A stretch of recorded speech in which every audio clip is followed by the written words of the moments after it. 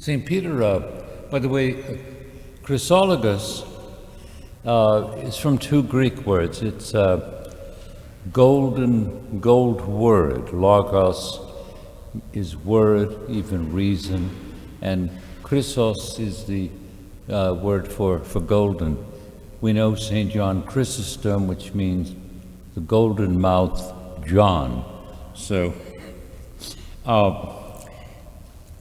the doctors of the church, and St. Peter is one, of course, these are those that the church over time singles out for our special attention, because as doctors, that is not medical doctors, okay, but rather teachers, and this is the meaning, a doctor, are able to teach us throughout the ages.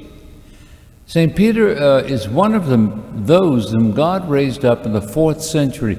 He was born in Italy, in Imola, I believe, about 340. And this era was one where the church was being ripped in half, it seemed, because of the heresy of a man named Arius. He was a clergyman, of course, because, as one priest said to a man that I knew a long time ago, they were doing church history, and a student in their class, this goes back, gosh, maybe 70, 80 years, because the priest who told me is now gone to his reward, but they were doing church history, and one of the students in Father David's class said to the professor, he said, it seems that there's always some clergyman, occasionally a bishop, but a priest usually. Arius may have been a deacon, I don't know. But, that's always coming up with these ideas, bad ideas. And the priest said, yes. He said, clergy have been trying to destroy the Catholic Church for 2,000 years. They haven't succeeded yet, but yes, they're out there. They keep hammering at it. Well, Arius denied the divinity of Christ. The divinity of Christ. He said that Jesus Christ was a great man, even maybe greater than like a Superman, but he was not divine, not equal to the Father.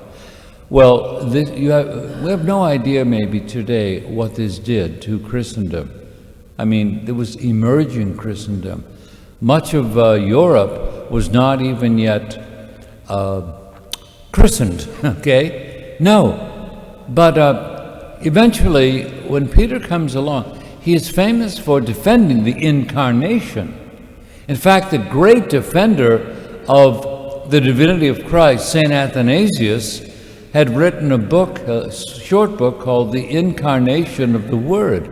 Well, Peter and others took this up.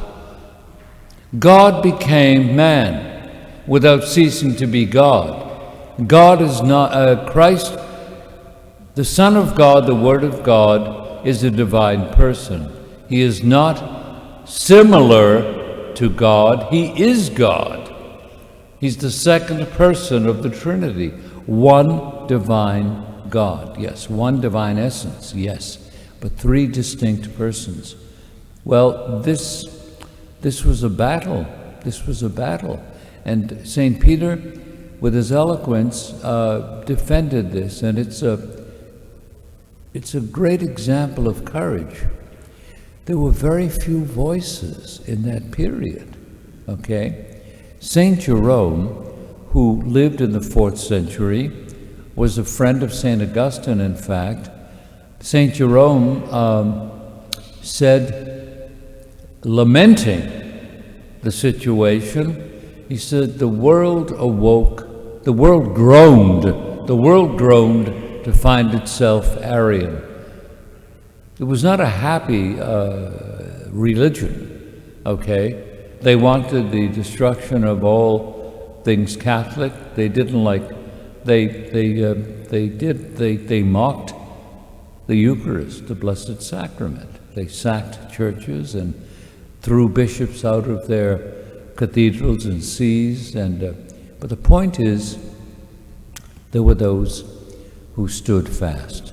And that's our lesson for today, because we are in times where we must stand fast.